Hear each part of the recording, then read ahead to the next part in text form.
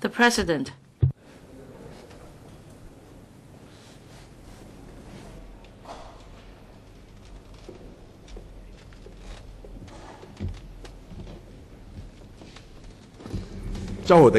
Mr. Holden Chow.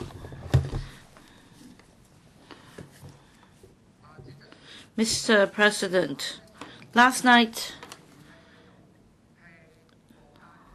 in the chamber, I was listening to Dr. Kwok-fan's speech on this motion. There were a number of allegations which were not truth, and I therefore must rebut his arguments. And in fact, Dr. Kwok-fan's speech stirred up conflicts between Hong Kong and the mainland. He alleged that the mainland government is a bully. Imagine if we pay even 10 cents short, the water supply would be cut immediately. First of all, I think that this allegation is not based on facts, and second, this allegation seeks to stir up conflicts. First of all, Dr. Kwok-fan did not take part in our Dongjiang visit, and I personally took part in a visit, and this visit was joined by members from both sides. And I think that after the visit, many members, including those from the democratic camp and the pro-establishment camp, have had a better understanding of the water supply from Dongjiang, and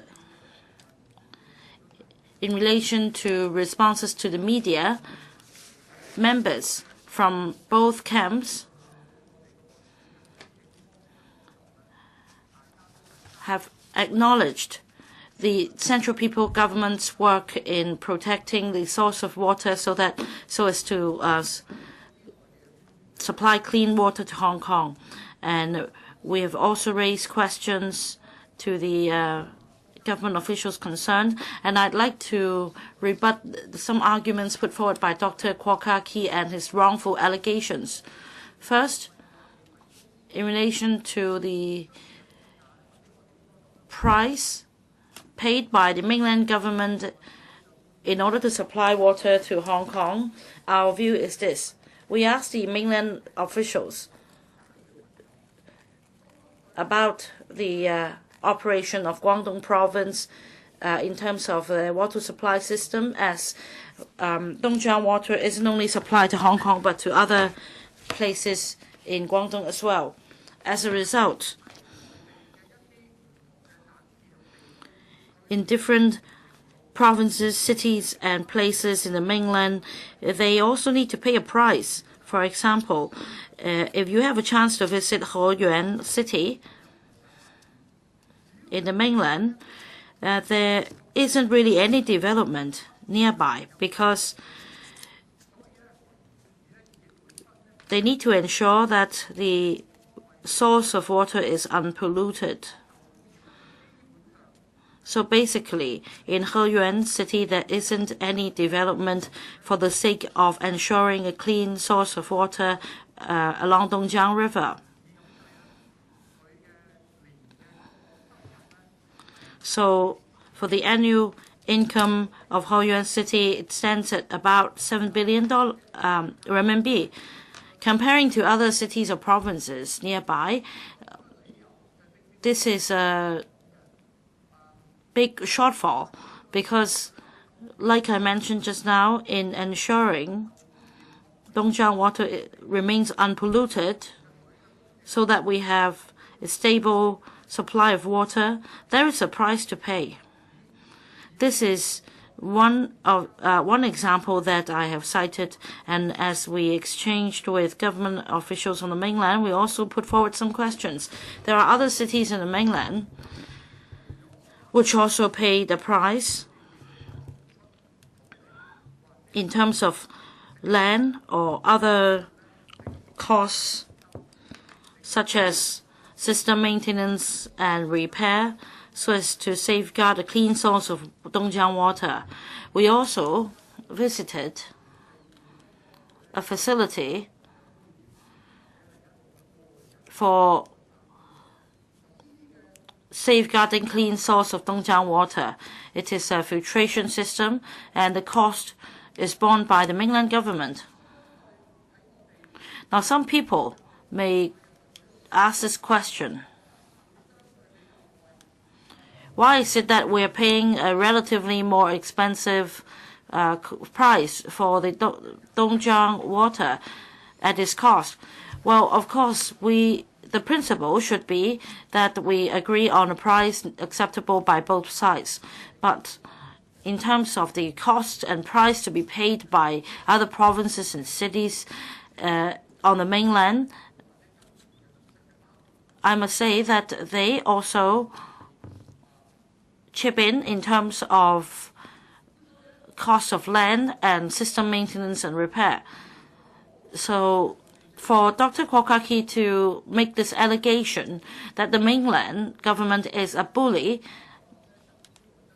I think that this is a very unfair allegation, because for the Guangdong provincial government, they have also a price to pay for the Dongjiang water supply system. And under the package deal lump sum approach, we should understand that the quota provided by the mainland government is 1.1 billion MCM, or cubic meters. And I understand that we are using 800 million in recent years.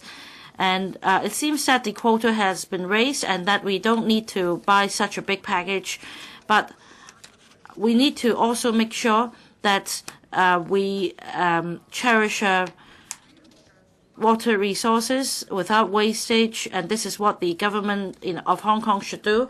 I can only say that under the package deal lump sum approach, there is a fixed quota, and we also asked some questions during the visit. For other other cities, they also need water. So without this quota, I am afraid that under severe competition, we may lose out. Mr. Ho Kai-ming. Thank you, Mr. President. Last night, I was here listening to the speeches made by pan-democrats, and they commented on the pricing of water. As a young person, I find those comments really meaningless, because I think the usage of water is calculated in the same way mobile usage is calculated. You cannot ask a young person in Hong Kong to calculate the mobile usage by kilobytes. Usually, we would estimate how much usage for the whole month, and then choose the plan, the monthly plan, to our liking at the beginning of the month, because we understand that this package deal would definitely be cheaper than calculating usage by kilobytes. Especially water is a necessity. We need to make sure a stable supply of water, just like a stable internet connection. Competing for water is not just about Hong Kong. We're also competing with Nansha, Guangzhou, and other cities. And like many members said, if we do not use the package deal lump sum approach, we'll be competing with other cities for Dongjiang water. By the end of this year, we understand that for Shenzhen and Dongguan, they're planning to obtain water from Xinjiang with billions of dollars or renminbi invested in the project. They need to obtain water from Xinjiang because, first of all, they won't need to compete with Hong Kong, so that, for example, for the industrial development, they will get their own stable supply, and they also need a backup water supply from Xinjiang. So I don't think it is the right direction for Hong Kong to use quantity-based charging. We are a blessed place. For example, in Taiwan, according to the United Nations report, Taiwan ranks 19th in terms of water shortage around the world, whereas Hong Kong has a stable supply of water. So this is how the Central People's Government supports Hong Kong. We are blessed. Although I did not take part in a duty visit, I visited a pumping station and on the mainland, and I saw this slogan. That is to say, for Dongjiang water, in terms of politics, it is how the Central People's Government shows support for Hong Kong.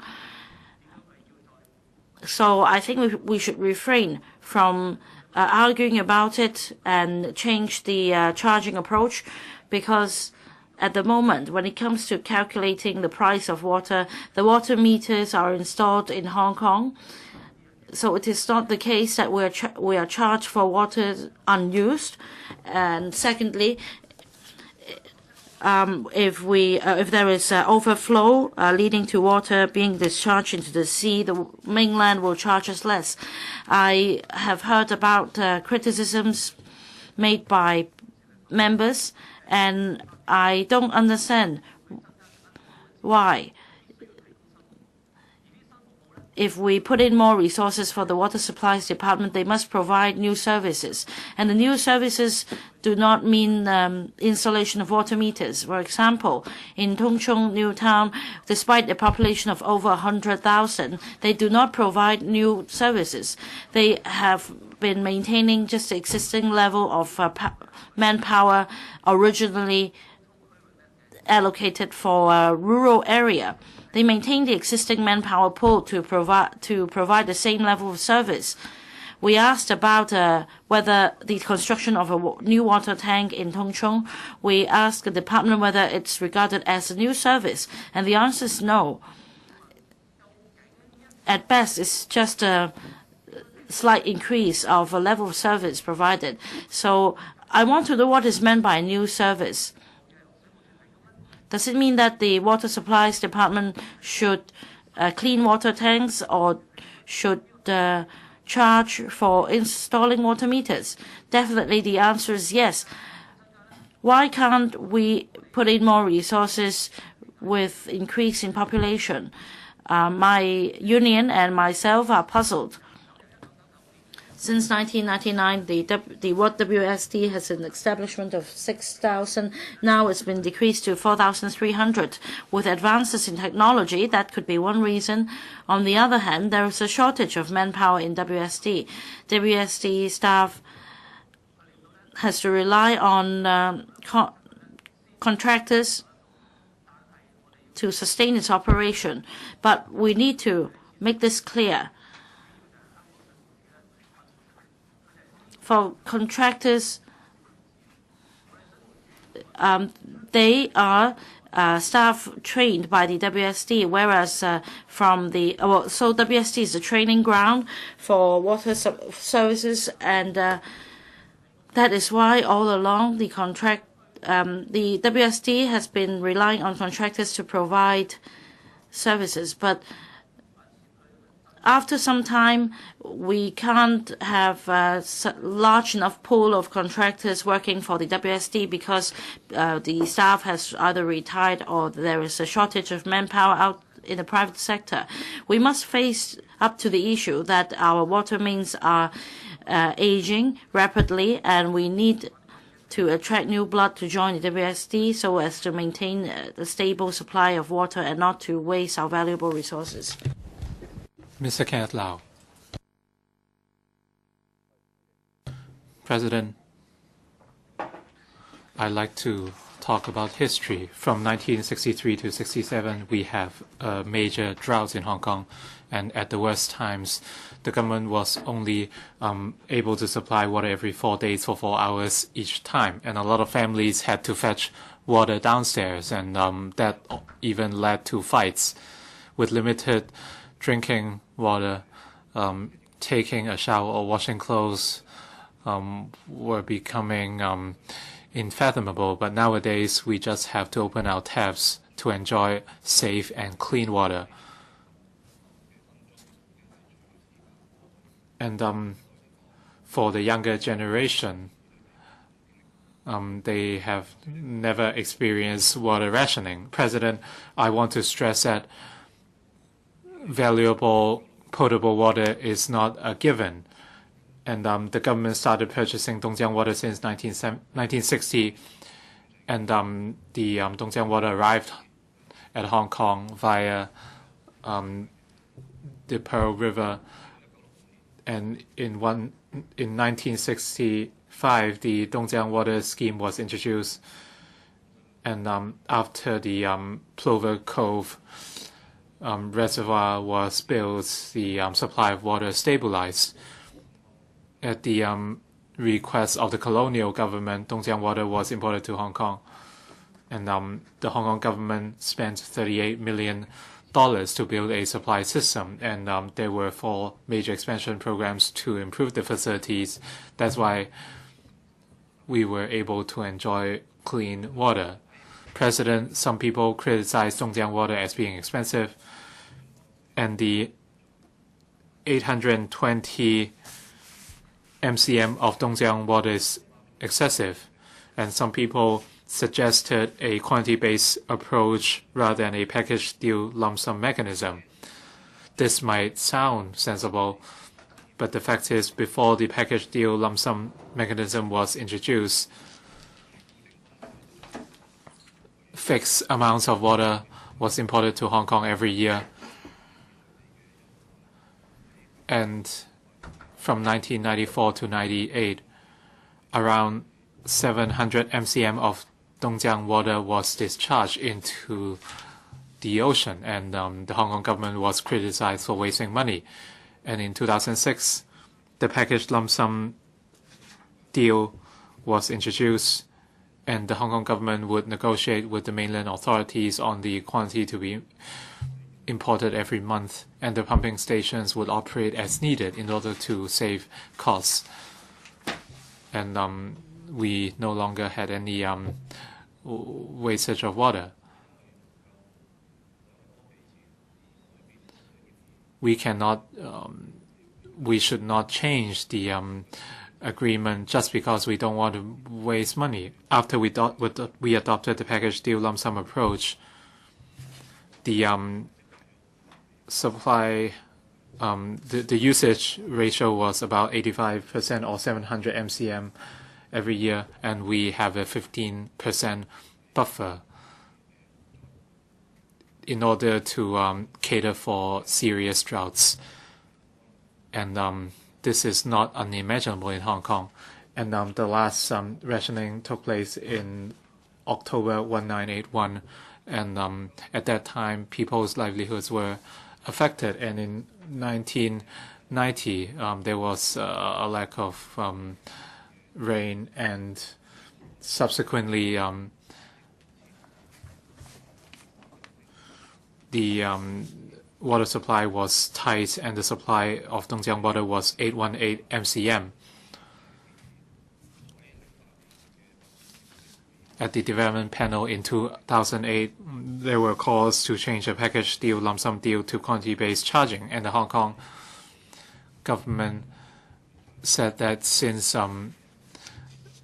the quantity of water purchase was not clear, that would be a higher rate might be charged by Guangdong, and they could not cater for additional demand from Hong Kong due to droughts, and there would be uncertainties. The Water Authority of Guangdong repeated the government's stance. Therefore, by adopting the quantity-based charging approach, we might not actually be able to save money, and we would lose the 15% buffer. Dongjiang water resources are scarce, and the entire Guangdong province faces scarce water resources, and Hong Kong has to compete with other cities along the Pearl River Basin. Dongjiang water supplies more than 70% of our water supply, and the Hong Kong government should fight for the best terms and prices for Hong Kong people. On the long run, they should invest more resources on desalination technology so that we can become more self-reliant, and that way we won't have to rely too much on Dongjiang water. Thank you. Ms. Alvin Yeung. Thank you.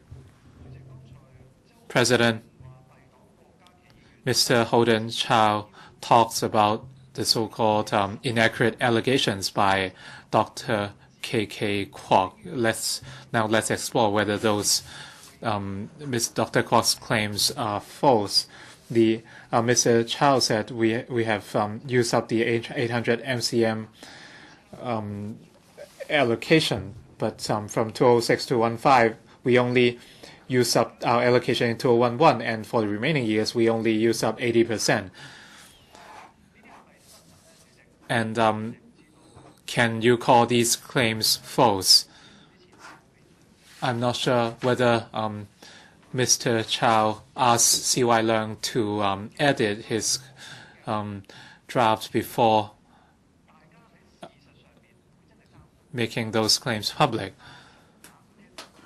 President, the fact is we are adopting the package deal lump sum approach. Every year, money is going down the drains. Apart from 2011, for the remaining years, we underutilized the allocation and we wasted money. So those were facts. And in 2006, we wasted 900 million, and in 2007, we wasted 300 million, and in 2009, 300 million. In 2011, about $8 million.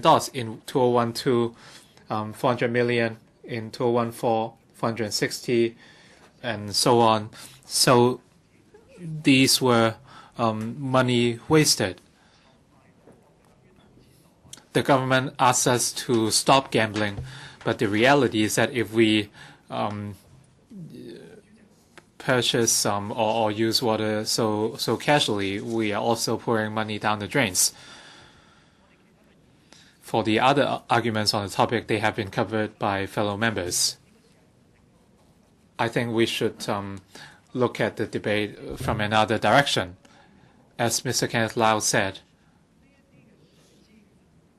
these water resources are scarce. A lot of provinces and cities are fighting for them. As a part of the state, I'm sure the DAB would agree that we should share the concerns of our state.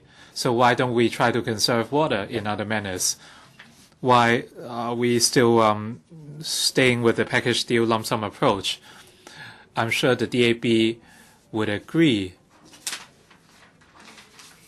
that we should try to think about how Dongjiang water can be allocated to other provinces and cities. So as a Hong Kong legislator, this is something we should do. We should think about our long-term strategy on the use of water. A responsible government should think about the sustainability of this city. And that is, we need to be self-reliant. Any responsible government or city should think about this. We want to we want to help other provinces and cities, and there are several ways to do it. First of all, we need to change the approach from package deal lump sum to quantity-based charging. The more we use, the more we pay. That would encourage the public and our government to use less water. Right now, we pay no matter how much we use. And over the past 10 years, there was a surplus every year. So how could we save water this way? If we can provide incentives for our people to save water, then we can save money, and the water can be put into better use for other cities and provinces. We should also learn from other countries, including Singapore. We should stop relying on a single source of water. More than 80% of our water comes from Dongjiang. In case of droughts, Hong Kong would suffer. And geographically, if Hong Kong faces a drought, other parts of the Guangdong province would also suffer. If the supply of Dongjiang water is tight, how can it meet the demands of other cities? So we have to plan ahead. It's just like taking out insurance. We should take out a policy that suits our needs. We need to plan ahead. We need to be well prepared and try to be self-reliant. So we should learn from places like Singapore. Singapore used to rely on Malaysia for water, but now they have 2 desalination plants to supply 25% of the water of Singapore. Together with other facilities, the purchase of water by Singapore went from 70% to less than 50%. If Singapore can do that, well, they do not have to think about Malaysia. But Hong Kong should also share the worries of the state. I'm sure Mr. Wong Ting Pong would agree to that. And at the same time, when we face a drought, we will be well prepared. And if we have more than enough, we can sell the water to other mainland cities and provinces. Isn't that an even better solution? President Ms. Claudia MO's motion is very constructive, and it can prepare Hong Kong for the future. And as part of the state, we should try to contribute. I hope the Progressive Camp can support Ms. Mo's motion. Thank you. Mr. Wong Ting Pong. Thank you, President.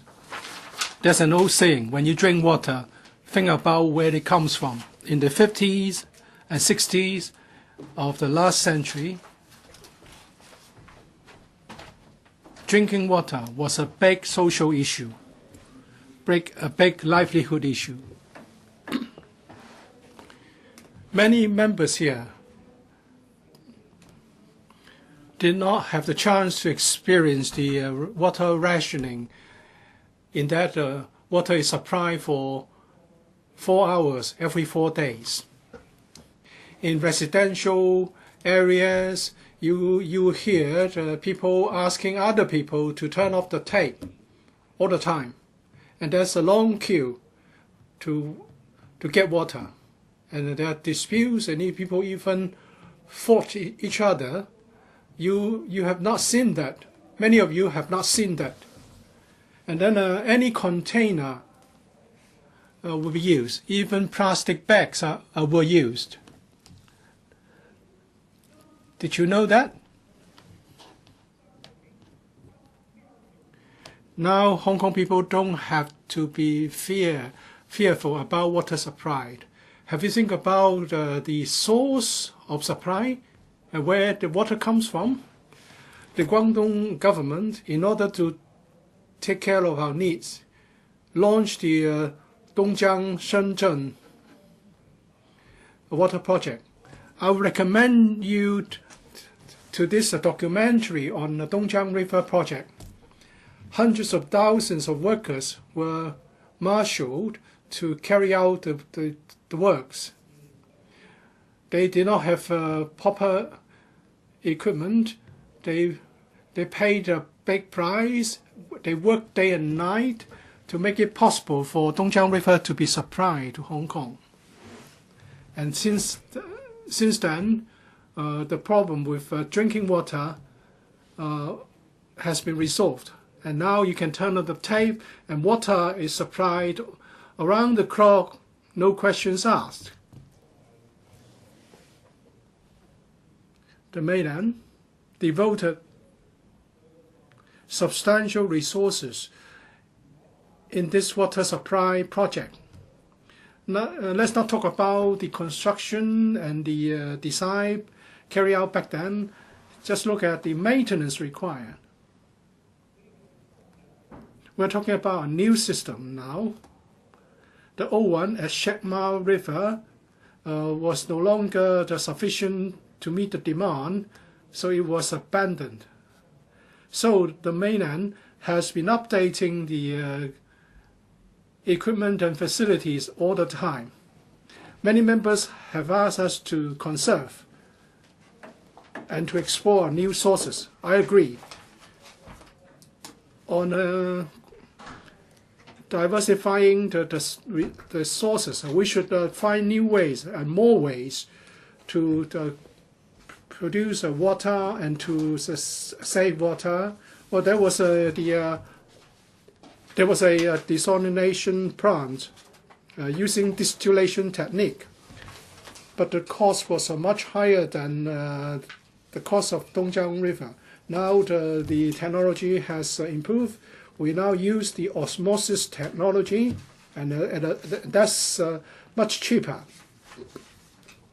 I think the SAR government should step up the efforts to do this. It's going to benefit both Hong Kong and the mainland. As Mr. Alvin Yeung says, this is to share the burden with our mainland compatriots. Water resources are not only needed by Hong Kong people. People in Guangdong also need water. In the past,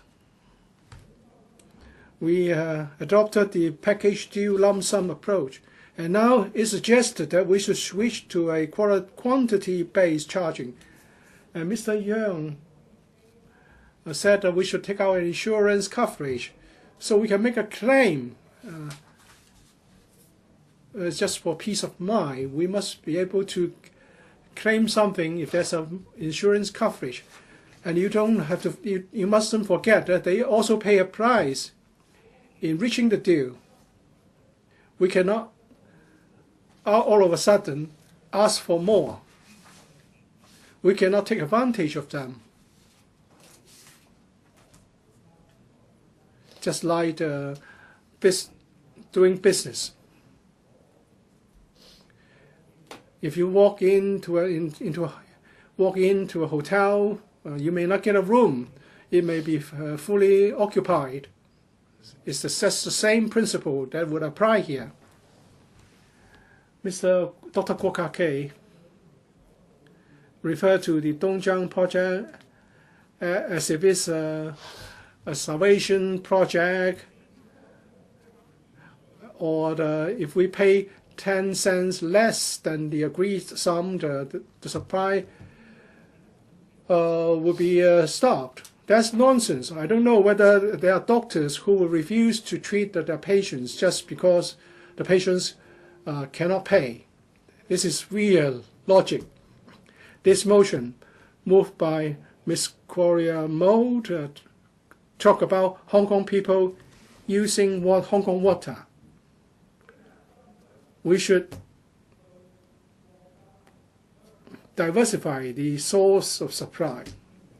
But she's actually stirring up the confrontation, and she's trying to driving a wedge in the relationship between Hong Kong and the mainland. That's the crux of the matter. Thank you, President. Dr. Elizabeth Kwok, thank you, President. Hong Kong should seriously discuss our water resources. Some members, and especially some Pan-Democrats, are trying to demonize Dongjiang River, and they advance this theme of Hong Kong people using Hong Kong water to alienate Hong Kong people from the mainland. It's said that the water is sold at high prices, and we are wasting water by discharging the excess into the sea. Well, as Mr. Wong Ting-kwong said, back some years ago, we had to ration water, and then the mainland marshaled hundreds of thousands of workers using the most primitive technique to build the water supply, the pipes, so that water could be provided to Hong Kong. So a stable water supply has everything to do with the mainland. In this visit, we went to Hoyuan and Dongguan, where Dongjiang River flows. In order to protect the water resources there, they have done a lot. They have different projects to deal with sewage, waste, and riverbed training, and so on and so forth. And in the neighboring land, development is banned. Hoyuan is a sort of ecological conservation area. They pay a high economic price. And in Somjuan, the reservoir is 70 hectares in size, and no development is allowed in the neighboring areas. And all the plants that might pollute the water there would have been relocated. Land in Dongguan and some is so valuable. If the land is put to other uses, they would gain a lot. But in order to ensure water supply to Hong Kong, they have pay a high price. But has this been accounted for in the water tariff we pay? If it's suggested that water is supplied to Hong Kong at a high tariff and we are wasting water by discharging them into the sea, that's an unfair allegation. A lot has to be done to ensure water supply. For example, Singapore has gone to great lengths to get water supply, because there are no other countries nearby that can supply water to Singapore. So they've done a lot to increase their own water supply. But Hong Kong enjoys our geographical advantages in that we are close to the mainland and we can get water from the mainland. But of course, water supply is getting scarce. According to Guangdong officials, the utilization rate of Dongjiang is already up to 28.6%. So the supply is limitless, it's not limitless. And this is actually close to the maximum. So they have an allocation system. And they have set allocation quotas for different cities. And the supply is arranged in such a way that supply is scheduled at certain times of the year. So we have to tell them the maximum amount we need so that allocation can be earmarked. If we do not adopt the package deal lump sum, if we do away with the package lump sum approach and switch to a quality-based charging, and then we have a drought that happens once in a century, since we are in the same climatic environment as Guangdong. Then when we have a drought, Guangdong province we cannot guarantee water supply. In 1981, we had water rations, and in 1990, we almost had to ration water. 2011, we almost used up all the quota of Dongjiang River. Climate is unpredictable. We can only prepare for the worst, because no one in Hong Kong would like to see water rations. So if we do not have other sources of supply and then we switch to a quantity-based charging approach, then people will have to consider whether they are willing to bear the inconvenience and economic loss arising from water rationing. If we are to get a guarantee of water supply, we need to tell the Guangdong authorities the maximum amount we need, and this is the price we have to pay. Now, having said that, the SAR government should fight for the best terms of Hong Kong. Mr. LAU Kwok-fan of the AB has put forth a number of recommendations. Water supply from Dongjiang is is scarce, so we need to have different sources, including developing a sponge city idea and recycling water. There are different departments responsible for our water resources. We should do what Singapore has done to have a department coordinating various efforts. Otherwise, we may not be able to do a good job. Of course, the government should promote conservation of water resources. The civic party says we should share the burden of the mainland. I would tell the civic party that if they don't create troubles for the mainland, it would already be very well. If we do our job properly, it would already be of a great help. Mr. LAU Kwok. Madam Deputy, Ms. Claudia MO moves the original motion and Ms. Helena WONG moves an amendment. They both urged the Hong Kong SAR government to expedite the promotion of Hong Kong people using Hong Kong water. I think there is a high degree of political influence in there. Well, we have about 80% of local water consumption relies on Dongjiang water, whereas 20% comes from local yield.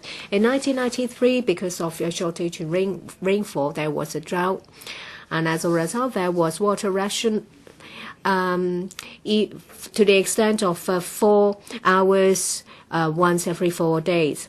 As a result, there was an agreement reached between Hong Kong and China for Dongjiang to supply us with water. In 1963, there was an agreement reached, and in 1996, the supply of Dongjiang water started. When I was young, I went through the water ration of 4 hours each day, so I had a very vivid recollection of that. Starting from 1965, when Dongjiang water came to Hong Kong, we have seen a number of improvement measures in the system. The current system was in place in 2003. It used latest technology to ensure the highest quality. In April this year, the development panel went to Dongjiang for a visit. I was one of the members who attended. It was a 2-day duty visit. It covered the major operation areas of Dongjiang water supply system. We have learned a lot from the duty visit. We learned a lot about the infrastructure, technology, and water quality monitoring system. Members did not show very strong, express any strong comment. And we exchanged ideas in relation with the mainland authorities in relation to the water supply. Starting from 2006, we have been using the package deal lump sum approach. We pay a fixed amount to Guangdong province to obtain a guarantee of annual supply ceiling, that is 820 MCM. This gives us a guarantee of a steady supply from Dongjiang. So, regardless of the actual amount supplied, Hong Kong still has to pay a fixed amount for the guarantee of supply ceiling. Some members criticize that we have never exhausted the ceiling, but looking back in data over a period of 10 years, in 2011, it was 812 MCM, which is close to the ceiling of 820 MCM. And 2015, it was close to 800 MCM. The original mover and also amenders wanted to change the package approach to a quantity-based approach. I myself and the BPL show reservation because it may not be the most beneficial to Hong Kong. There are 2 parts in the cost of Dongjiang water. Part of it is infrastructure input and also fixed overhead like constant monitoring. The other part is variable overhead. Under the package approach, it serves as an insurance policy. We have a population of 7 million people, and we have a thriving commercial industrial activities. We need stable water supply. If you think that to change it to quantity base, then the water price will be lower, I think it's only your own wishful thinking. During the exchange with mainland authorities in the duty visit, mainland officials said that the quantity-based approach may not be cheaper than the package deal.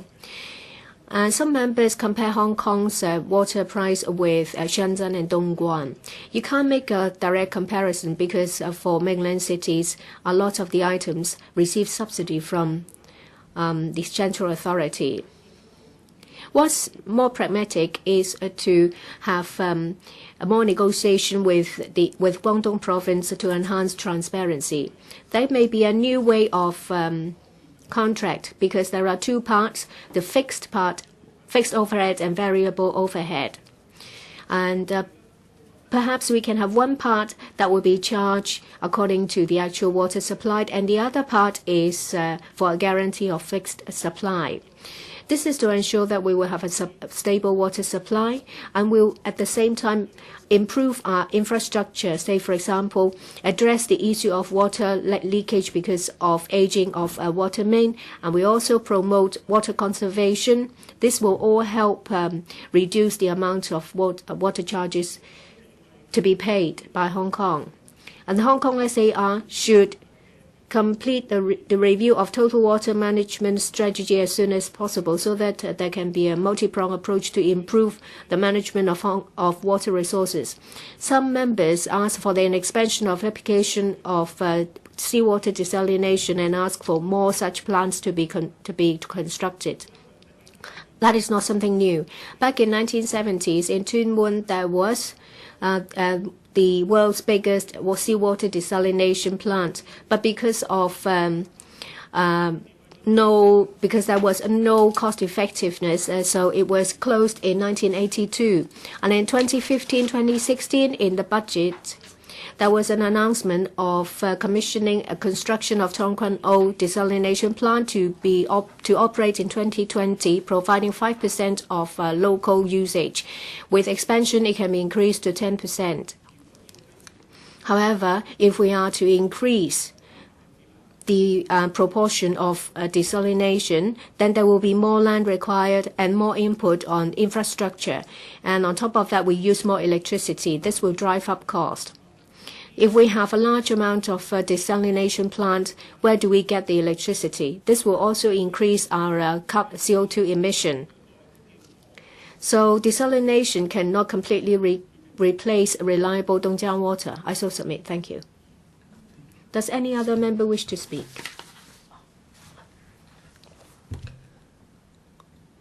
Mr. Chen Kin-po, would you like to speak?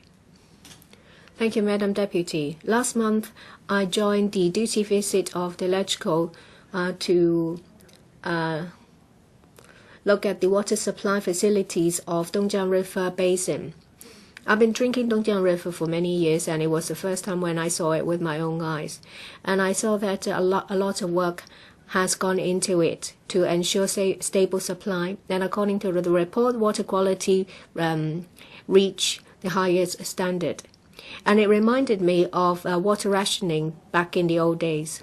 After 1980s, because we have a stable water supply, there has never been any water rationing. So those who are born after 1980s may not know what it was like.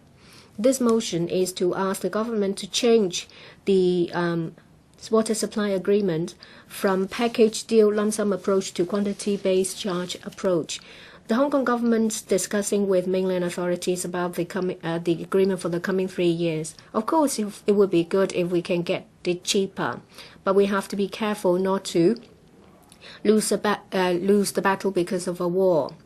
In the past, yes, water price has increased, but we have to take into consideration inflation, foreign exchange volatility, and also special input put in by the mainland. Water prices has increased from $2.49 billion to 2016 $4.49 billion. So an increase of about 18%, an annual increase of 6%. We pay by Hong Kong dollars and use it to exchange to renminbi. So there has been depreciation. Taking that away, in 2005, it would have cost us $2.56 billion. In 2016, 3.85%. So the annual increase was about 4%. The increase of 50% in water price was only on the books only. This includes inflation, which stood at 35% on the mainland, and we also have to take away the increase in operating cost.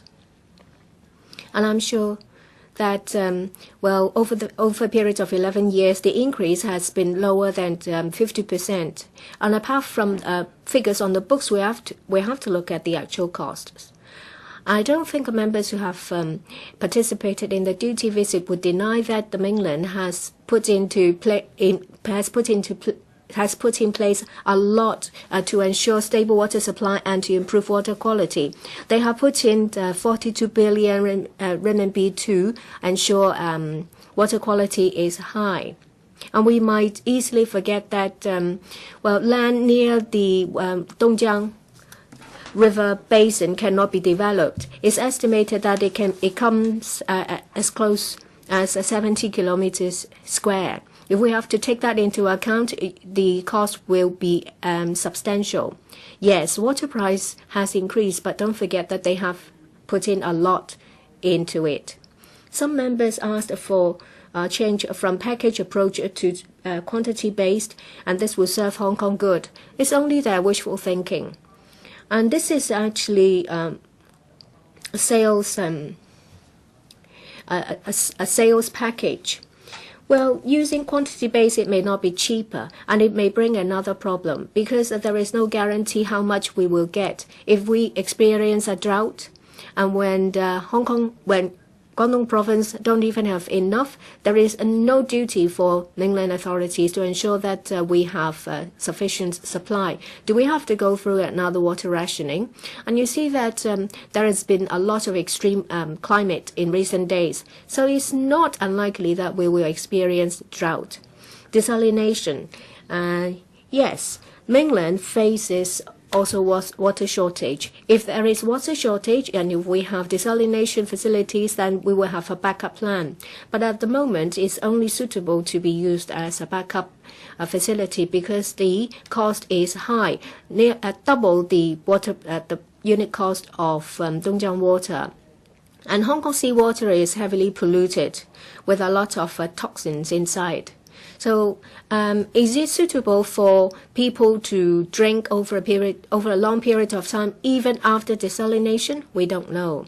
As the government said that they are in discussion with mainland authorities about the agreement for the coming 3 years, it will be better for us to try to fight for better terms. Say, for example, we should work better at estimating demands to drive down water price. At the same time, we should address water mains leakage so that water will not be wasted. I so submit. Does any other member wish to speak? Dr. N. Chang.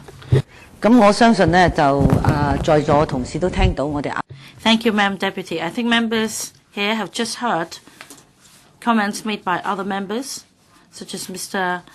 Wong Kwok and Dr. Elizabeth Kwok from the DAB, that in the past, in the 70s and the 80s, in Hong Kong experienced severe water shortage, and there was water rationing. Water was supplied only once every few days. In Thailand, II.Motion, back then, there was a water desalination plant. It was built in 1977 and closed down in 1982 because the cost was just too high.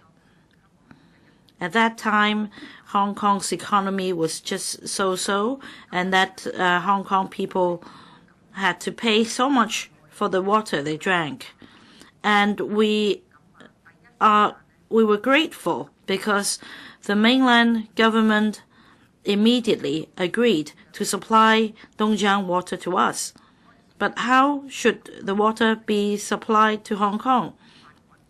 At that time, 100,000 workers took part in the works so that Dongjiang water could be transmitted to Hong Kong. Well, yesterday when Ms. Claudia MO spoke, I don't know what she was getting at, but she mentioned my name.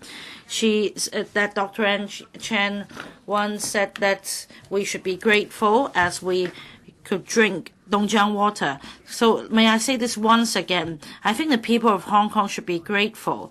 We should be grateful for the hard work of these 100,000 workers so that we can have stable supply of drinking water today. And today we must consider whether we should develop our own water resources locally. Dr. Helena Wong said, yes, we should, definitely. But then Hong Kong is already short of water, so how can we develop new local water resources? In 2013, the Financial Secretary proposed a water desalination plant, and this idea of a plant in Tseung Kwan O is in the pipeline, and they also submitted the proposal to LegCo. And then he also admitted that even after the water desalination plant in Tseung Kwan O is completed, the cost would be higher than that of water supply from Dongjiang River. So I think the psyche of Hong Kong people will be like this. Why must we drink water that has been treated chemically by the desalination plant instead of enjoying a clean source of natural water from a river? I believe that definitely this will be controversial in the future. And even if we have water supply from the plant, the percentage is so minimal. It's just around 5%. It's not even 10%, and it's far from meeting the needs of Hong Kong people. And that is why we need water from Dongjiang River. Can we develop new water sources? Well, yesterday, Dr. Helena Wong or Mr. Ray Chan said that we could look for rural areas. We could build more reservoirs. But if that is the case, doesn't it mean that we are damaging the natural environment? Shouldn't we get the approval of green groups first before we convert country park areas into reservoirs or water tanks? Again, this will be controversial. I think it's good that we all throw out our ideas. But another point I wish to make is this. At present, if there is water unused, we can notify the mainland government to stop the supply for a moment so that there is no overflow from the reservoir and no discharge of water into the sea. We have this package deal lump sum approach. Is the lump sum too large? Well, some members suggest that we should use a quantity-based charging approach. But under that approach, our water supply may be suspended at any time, because we have not specified how much water we're buying. So I think that at least we should consider buying or taking out a small lump sum as a package first, and then we can top up by using the quantity-based charging. I think we can give this idea a thought. Yesterday, Ms. Claudia MO also said that she is not happy with Mr. LAU Kwok-fan because Mr. Lau deleted the wording from the original motion, that is promotion of Hong Kong people using Hong Kong water, and that is to take away the meaning of the original motion. And then Dr. Helena Wong said something about the next term, and then Basically, Ms. Claudia MO isn't happy with the deletion of the words Hong Kong people using Hong Kong water, and there is a political agenda behind it. So it's what you have been advocating, localism. But does localism or nativism mean Hong Kong's independence? Of course, you have not spelled out this idea expressly, and I hope that this is not what you have in mind. But anyway, I hope that we can come up with a good deal so that Guangdong province can continue to supply Dongjiang water to us. Please, order in this chamber, please. Dr. Junius Ho. 港人講水或者港人科水咩都好啦，都係。 Be it Hong Kong people using Hong Kong water or Hong Kong people paying for Hong Kong water, one thing we are concerned is that water resources is a source of life. And in Hong Kong, we do not have a lot of pools, ponds, other streams, which are natural sources of water. That is why we need to rely on Dongjiang water, so that we have sustainable economic development. And in 1960, we experienced a drought. We do not want a repeat of this plight. And that is why for the 5 agreements signed with the Dongjiang Guangdong provincial government, they seek to maintain a stable supply of water. Dongjiang water now accounts for 85% of total water supply in Hong Kong. And in relation to Ms. Mo's motion and Dr. Wong's amendment, I think the 3 salient points are, first of all, we should not waste the valuable water resources. Second, we should not waste money. And third, we appeal to the Hong Kong government to diversify the source of water. So I think that we can agree on these 3 principles. So be it Hong Kong people using Hong Kong water or Hong Kong people paying for water, I think that this is, after all, a livelihood issue. On preventing wastage of water, I believe that definitely we should stay vigilant.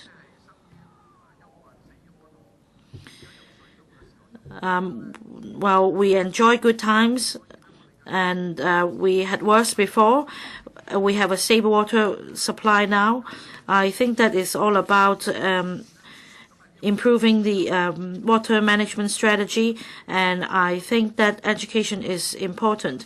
If we do not use water properly, then there will be a problem with discharge of sewage, and in that sense, we will be spending a lot of resources to tackle the problem. So if we purchase Dongjiang water in surplus, I think it's wrong if the unused water is discharged directly into the sea, and it's also directly pegged to how much we pay under the package deal lump sum approach. If there is a surplus of water unused being discharged into the sea, we have paid for the amount in total, and it is not appropriate. As to whether we can explore a quantity-based approach, I urge the SAR government to seek common ground with the mainland authorities, such that we don't need to buy more than we need. But we also need to address the possible problem of shortage, and we need to rely on experts to chart our way forward. Recently, 嗰個委員會下邊有個討論就係海水化。 There was a discussion under the Public Works Subcommittee about the laying of water mains for the construction of seawater desalination plant. I think it's one way of diversifying our water sources. I think per cubic meter the cost is about $12 or $13, which is much higher than the existing level from harvesting rainwater, $4.2 to $9.1. But if we can diversify the sources, we can prepare and save for the rainy days, because we have a vast supply of seawater, and with reverse osmosis technology used by the desalination plant, we can benefit from this technology. So I am going to support Mr. LAU Kwok-fan's amendment so that we can diversify and develop new sources of water. I strongly support his amendment. I so submit. Does any other member wish to speak?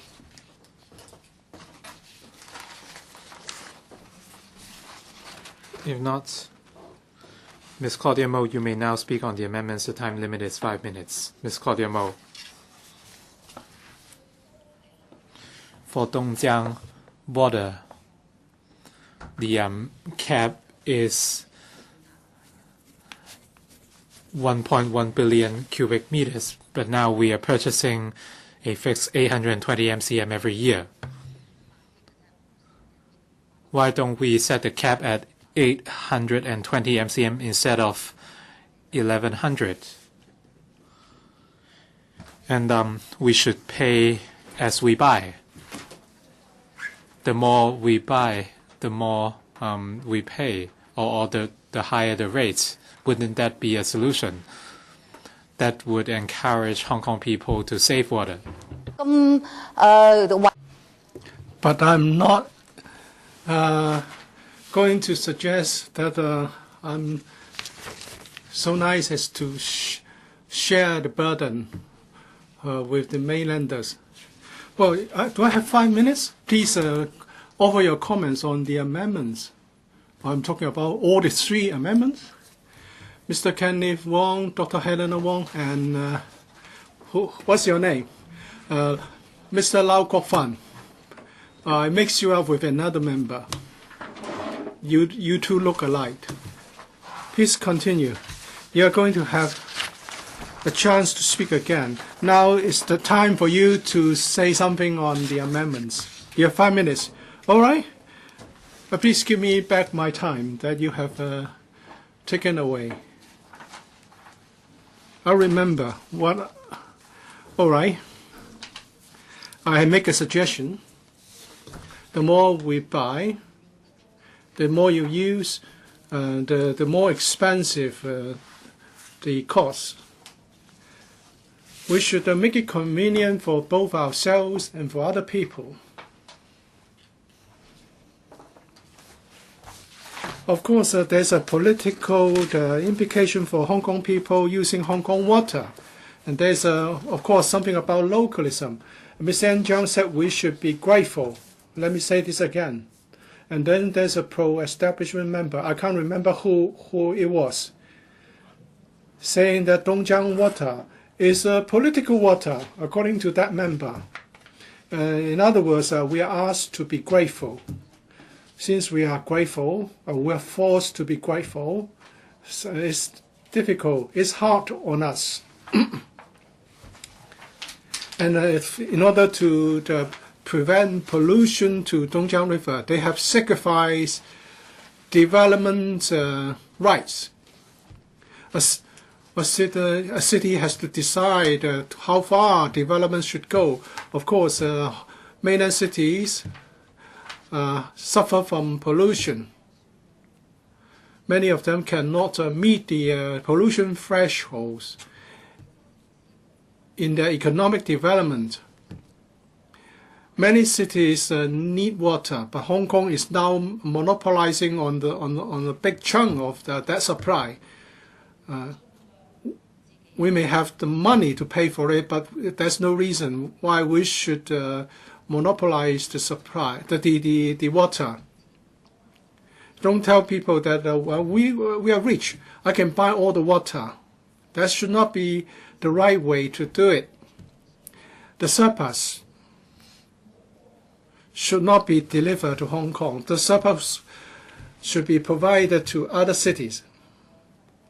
Ms. Anne Zhang says the excess would not be piped to Hong Kong, but yes, it's going to be supplied all the same. We don't know when there will be a black storm.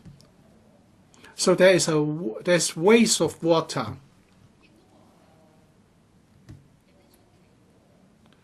And what is surprising, that some of the pro-establishment members are so simple, especially Mr. Chow, Houghton Chow.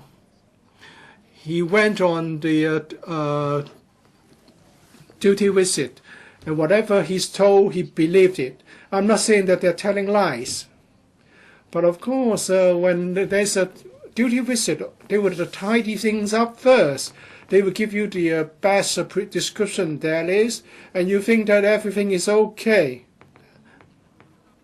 Ms. Mo, you have a chance to speak later in response to the other members' speeches.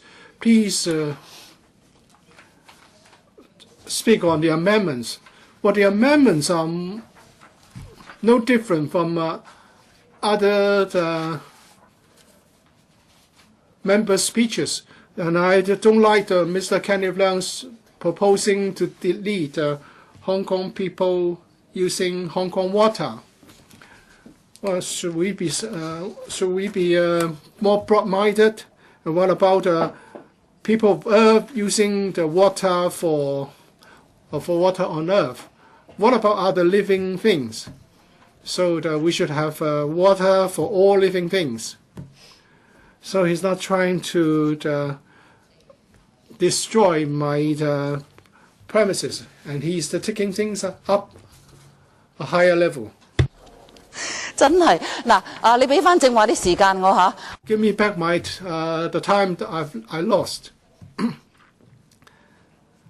And what is regrettable is that the pro-establishment member suggests that a quantity-based charging approach will be even more costly. For these 5 minutes is for you to comment on the amendments. You still have another round. I've got 40 seconds. Your speaking time is up. Please take your seat. Secretary for Development. Madam Deputy, I thank Ms. Mo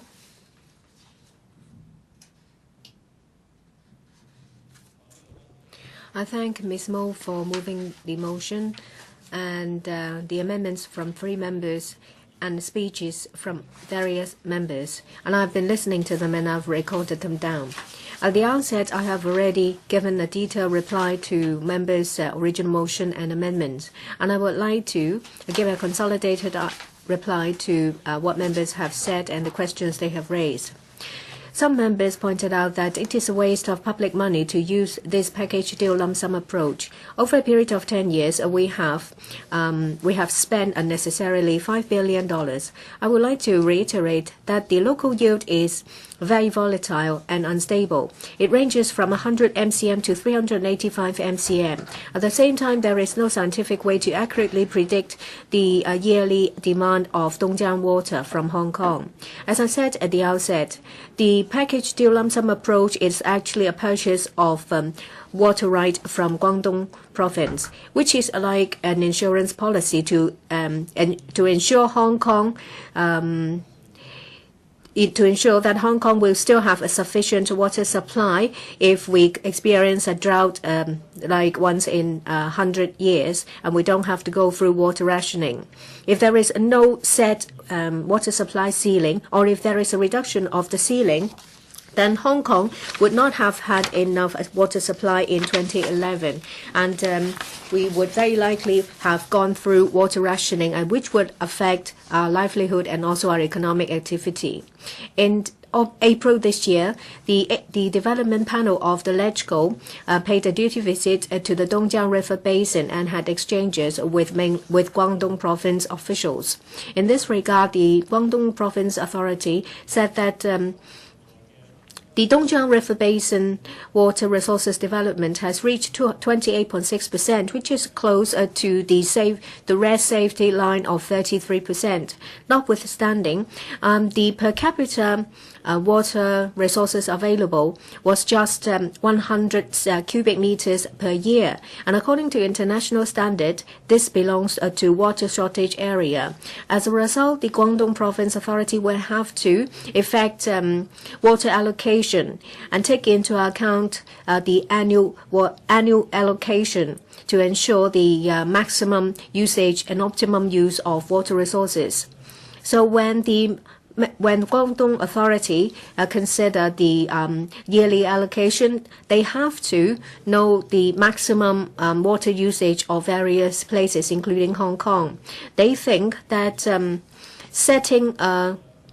setting a maximum water usage amount under the quantity approach is no different from the current package approach.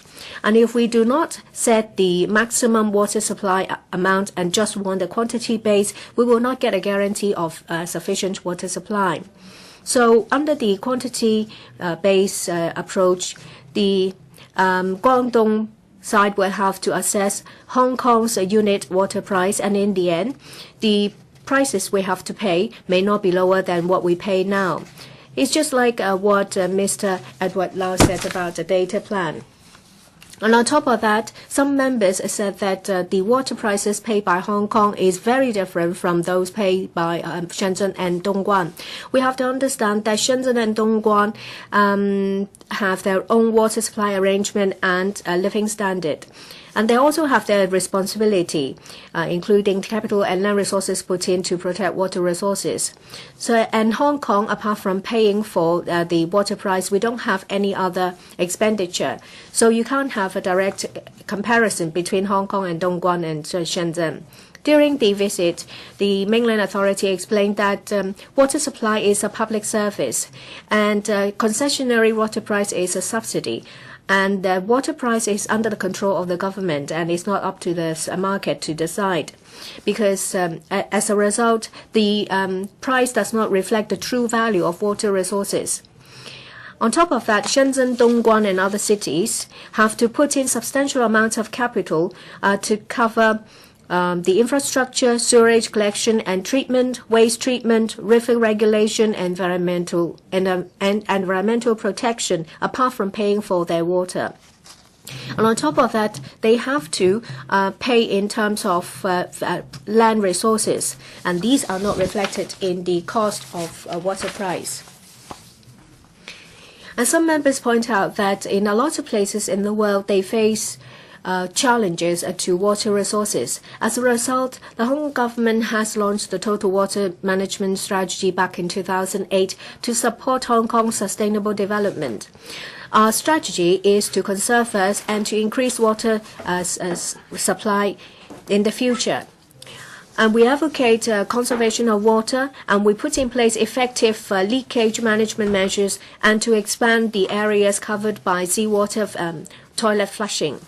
And we will also, at the same time, control demand, the increase in demand, and develop new water sources, including seawater desalination, recycled water, reuse of reclaimed water, and rainwater collection and storage. On top of our basis, we will introduce a diversified water resources source, so that Hong Kong's water supply will be safer and more reliable. This will also help to suppress the demand for Dongjiang water. Some members have cited a recent report saying that government should enhance water charges to reflect the true cost. The Hong Kong households pay very affordable fees compared to other places. The water charges has not increased since February 1999, and we have suffered a loss in the year 2015-16, $1.1386 billion. The cost recovery rate is 88.1%. In relation to this, the government will continue to monitor the water charges and take into account various factors, say, for example, affordability, financial situation, water supply, economic situation, and views of legislators. Some members pointed out that Hong Kong's water wastage amount is higher than other advanced cities. The WSD has been monitoring the leakage of water mains in other places as reference. According to the OECD and the report released in 2016, the current Hong Kong water leakage rate has dropped to 15%, which is about in the middle of other cities, and lower than cities like Montreal, Rome, Liverpool, and Edinburgh. And there are lots of hills in Hong Kong, so we have to supply water to households at different height levels. We have to provide, if we are to provide a higher water pressure to households at a higher level, then those at a lower level will experience a higher water pressure, resulting in a higher likelihood of a leakage. Hong Kong's water pressure ranges from 60 to 80 meters, and is higher than some cities like Singapore by 50 to 100%. A higher pressure might cause water bursting and leakage. And Hong Kong is small with a high level of population, and our underground areas covered with other public utilities. So for maintenance, new laying, and also other road work, we have seen very frequent occurrence of such works, and sometimes it may disrupt or even damage existing mains, and which will increase the likelihood of leakage. So when you compare Hong Kong's situation with others, you have to take into account other factors, say, for example, our network and also the water pressure. Some members commented on our wastage rate. The WSD has made use of different measures to reduce it. In 2015, there was at the end of 2015, the replacement and rehabilitation program for water mains was almost completed. And at the same time, the WSD put in place a water intelligence network and set down 2,000 different monitoring areas all over the territory to collect data and to monitor the condition of water mains. This is to collect data and to continuously monitor the condition of water mains. This is a very effective way to manage the water main network in Hong Kong. In relation to maintenance and repair of private water mains, the biggest difficulty lies in the area between the connecting point and water meters in the building. The network will effectively resolve this difficulty. We believe that with the adoption of automatic meter reading system, the network will be more efficient, and this will also reduce the occurrence of unlawful taking of water. We plan to put in place the automatic meter reading system in Anderson X Quarry site and also the Kowloon East new development. We work with other government departments to extend the underground mains leak detection pilot scheme to inside service. We're also exploring the possibility of main water meter to provide a financial incentive to encourage private landowners to deal with water leakage. Some members mentioned about the inter-reservoir transfer scheme to transfer the overflow water from small reservoir to bigger reservoirs. I would like to emphasize that under this scheme, the service reservoir in Kowloon will be channeled to the lower Shing Mun reservoir so that it will become our water resources. Proposals to link up other smaller reservoirs with bigger reservoirs will have to go through the feasibility study so that the cost effectiveness can be looked into. Some members mentioned about whether the Hong Kong desalination technology is cost effective and whether there has been a comparison made. According to the 2016 information of the International Desalination Association, in overseas places, the unit cost of adoption of reverse osmosis for seawater desalination stands at about stands in the range of $3.20 to $48.50 Hong Kong dollars per cubic meter, whereas our proposed plant, the unit cost per cubic meter is about $12 to $13, and it includes a construction, operation, distribution, and customer service. The energy consumption will account for about 30%. There is a huge difference in energy prices all over the world. We do think it is more reasonable to compare the unit energy consumption. The proposed desalination plant will use per unit 4.4 kilowatt compared to other plants using 3.5 to 5 kilowatt. The figures are similar. Mr. President, I so submit. I now call upon Dr. Helena Wong to move an amendment. President, I move that Honourable Claudia MO's motion be amended. I propose the question to you and that the amendment moved by Dr. Helena Wong to Honourable Claudia MO's motion be passed. I now put the question to you as stated. Dr. Helena Wong claims a division. The division bell will run for 5 minutes.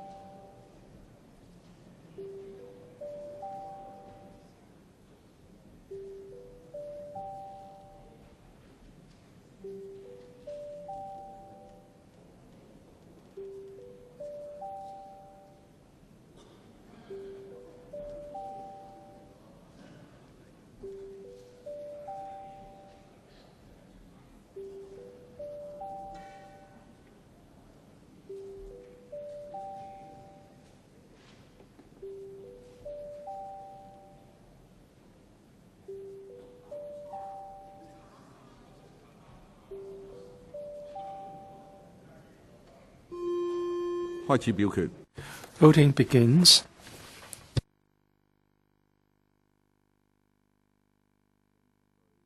Please verify your votes. If there's no question, voting is now closed and the result displayed. FC members 25 present, 7 for, 17 against. GC members 30 present, 16 for, 14 against. The question is not agreed by majority respectively of each of the two groups of members. I declare the amendment negative. Ms. Tari Lee, I move that in the event of further divisions being claimed, that this motion about Hong Kong people using Hong Kong water and protecting local resources, we proceed to a division after the division bell has been rung for 1 minute. And I propose the question to you, and that is a motion moved by Ms. Tari Lee be passed. Does any member wish to speak? And I'll put the question to you as stated. Those in favor, please raise your hands. Those against, please raise your hands. I think the question is agreed by a majority respectively of each of the two groups of members, that is those returned by FCs and those returned by GC through direct election, who are present. I declare the amendment passed. And I'm directed in the event of further divisions being claimed in the meeting on the motion on promoting Hong Kong people using Hong Kong water and protecting local resources, we proceed to a division after the dead bell has been rung for 1 minute. Mr. LAU Kwok-fan, please move our amendment. President, I move that Ms. Claudia MO be amended. I have now put a question to you, and that is the amendment moved by Mr. LAU Kwok-fan to Ms. Claudia MO's motion be amended. And I put a question to you as stated. Would those in favor please raise their hands? Those against, please raise their hand. Mr. Ray Chan claims the division. The division bell will be rung for 1 minute.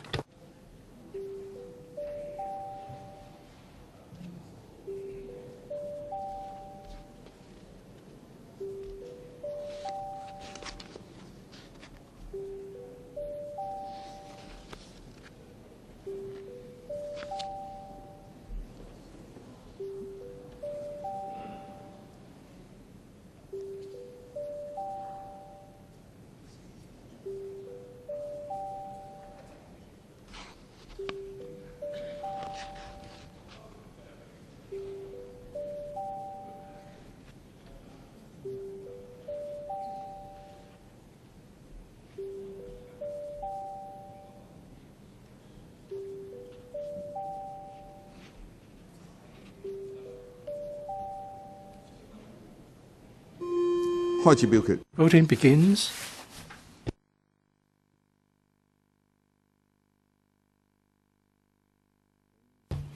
Please verify your votes if there's no question. Dr. Fernando Zhang? If there's no question, voting is closed and the result displayed. FC members 27 present, 16 for, 3 against, 7 abstentions. GC members 30 present, 14 for, 3 against, 13 abstentions. The question is not agreed by a majority of each of the two groups of members, that is those returned by FC and those returned by GC through direct election. I declare the amendment negative. Honourable Kenneth LEUNG, you may now move your amendment. I move that Claudia MO's motion be amended. Now put a question to you, and that is that the amendment moved by Honourable Kenneth LEUNG to Honourable Claudia MO's motion be passed. Now put a question to you as stated. Would those in favour please raise their hands? Mr. Chan Ha-kan claims the division. The division bell will be rung for 1 minute.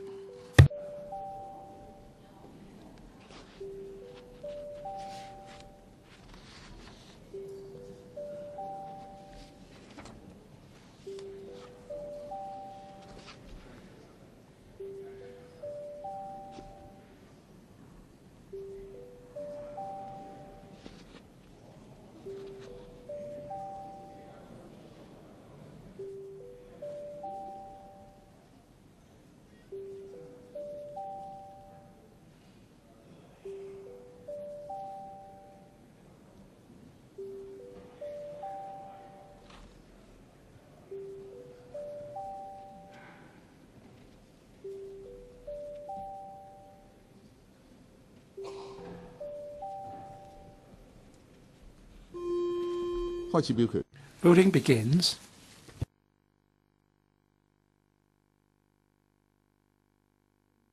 Please verify your vote. If there's no question, voting is now closed and the result displayed. FC members 27 present, 8 for, 18 against. GC members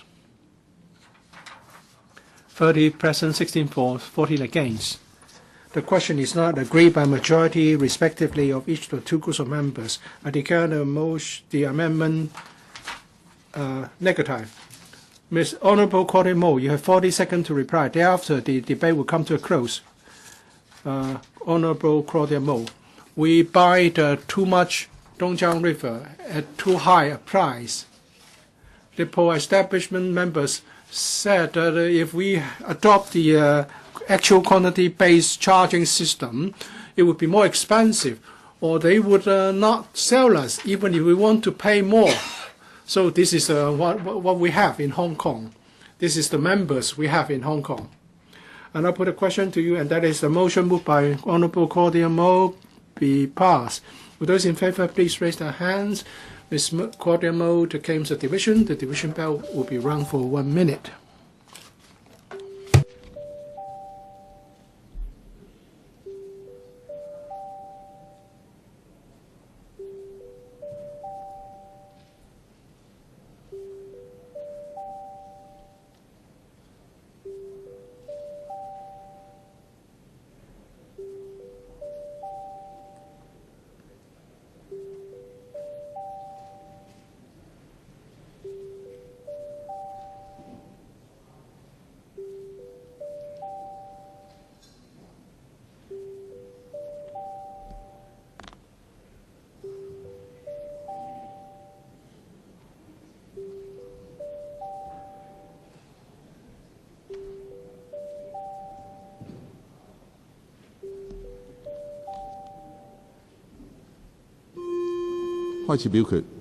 Voting begins.